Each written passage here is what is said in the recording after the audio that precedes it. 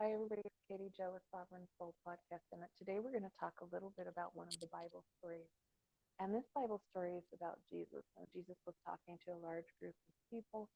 He was sharing his truth and sharing his parables and his stories. And the way that the story goes is it had been such a long day, people were hungry. And he asked the crowd, is there anybody who has food here?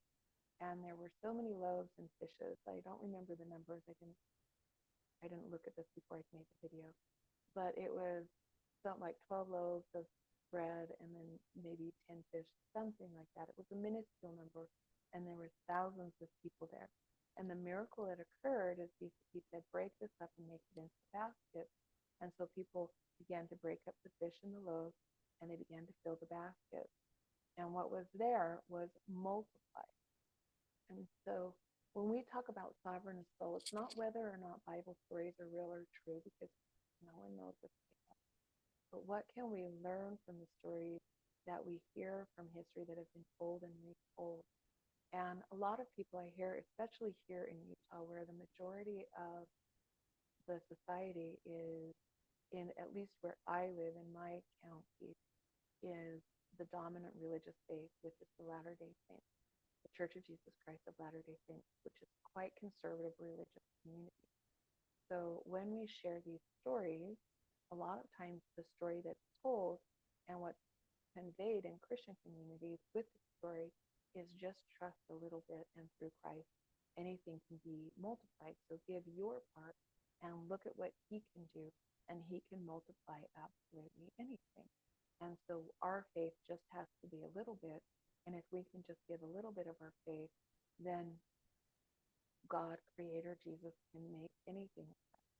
Now, whether you're Christian or whether you're not Christian, the story is a testimony or a good story to remember that if we can just do our part and trust, that things will, through the law of manifestation, come to us. But there's more to the story than I want to tell, because we also hear the story of the 10 virgins and the bridegroom.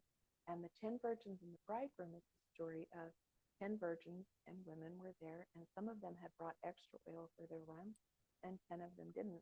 And they ended up having to wait much longer than they anticipated waiting, because the bridegroom was on his way. And so the five, I probably said the wrong numbers, but the five virgins that did not bring enough oil asked those who did, can we have some of your oil? And the five that brought enough oil said, we can't, because if we share our oil, then we won't have enough for ourselves. So here we have two different stories, two different biblical stories. And one of them is saying, you have to take care of yourself. You have to bring what you need and prepare. And then you have another story that's saying, look, thousands of people didn't prepare. The stories went over and Jesus provided. So these stories in a lot of ways seem to contradict each other. So I want to dive into them and let's look at them through a different lens. If we look at the parable of the 10 virgins, those that had oil and those that didn't, I believe that the message there, and I share this in my new book coming out called Sovereign Soul, is that it's up to every single one of us to have our own faith. We can't rely upon the faith of another, that it's up to us to do our own work, that we must actually prepare ourselves. And I teach this in this book, and I actually say, I think this goes on to women especially being able to financially prepare their future, because so much of what I see in poverty and I see in women's group is that there's this idea that we're supposed to be the sidekick to the superhero, meaning the spouse who's going to provide for all of our needs and our children. But it ultimately, the feminization of poverty is that the majority of women or the majority of people on welfare are women with children. And it's not that they're drug addicts. People think that that's what the case is. It's they who believe that they would have somebody else financially providing for themselves versus getting their own careers, educations, or a financial support through their own channel. So I like to take that story of the 10 virgins and encourage every single woman to be able to provide for themselves. And then if they do choose to have children with their partner, that the partnership can include how do we now work out childcare together.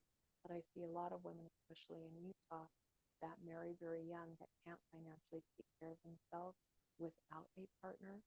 So that's the story that I like to look at through that one. When we come to the loaves of fishes, I want to share this. This is what I think impacts me the most about this. We see it from the context of there were thousands of people and just a few little things multiplied and fed them all. But for the people that had the loaves and fishes, they're the ones that came prepared. Just like the 10 virgins had the lamps of oil, they actually had the loaves, they had the fishes, they had come and they had prepared for themselves. And we say, look at how through Jesus Christ they took a little and made a lot. But for these people that were there, that gave the loaves, that gave the fishes, they actually gave all they had. They gave all they had for their brothers and sisters that were there in the congregation. And I think that that part of the story is often missed. They gave all of the sustenance that they had. So it was through their faith, their gift of everything, that they were able to feed the multitude, that they were able to say, I trust that if I give, I'll receive. And so I don't know that I have a resolution between the two stories, but I think that with any story that we hear, whether it's true or whether it's not true, whether it's Aesop's fables or whether it's the Psalms or whether it's the Beatitudes, whatever it is, we can take this as a lesson and look at it from different angles and saying, there's something here for me to gain from this. How can I look at this through different perspectives and lenses and learn from this? And every story can have multiple lessons, and multiple stories can contradict each other, but they can also say, in certain circumstances, we show up this way, and in other circumstances, we show up another way. And regardless, everything there is for us to interpret, and then if we choose